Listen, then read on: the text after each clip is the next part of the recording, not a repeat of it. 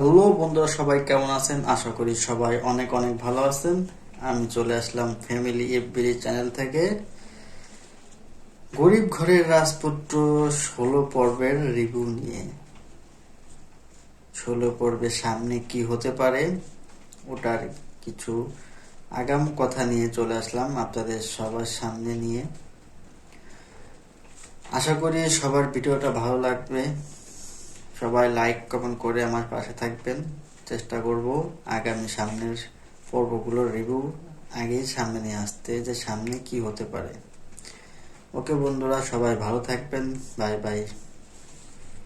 আর আমার চ্যানেলের পাশে থাকবেন, চ্যানেলটি সাবস্ক্রাইব করে দিবেন। হ্যালো ফকিরের বাচ্চা কি বন্ধুরা, কয়? আপনারা সবাই কেমন আছেন? আশা করি সবাই অনেক অনেক ভালো আছেন। আমি চলে আসলাম ফ্যামিলি এফবিডি থেকে গরিব ঘরের রাজপুত্র 16 পর্বের রিভিউ নিয়ে। মেঘলার অফিসে মিরাজ 16তম পর্বে বড় চমক, অথবা কোটিপতি মেঘলার আসল রূপ কি 16 পর্বে ফাঁস হবে? বিশ্লেষণ। আপনি বলতে পারেন যে মেঘলা বড়লোক হওয়ার পর তার ব্যক্তিত্বের যে পরিবর্তন এসেছে সেটা কি মিরাজকে ছেড়ে যাওয়ার সংকেত? দর্শকদের মতামত।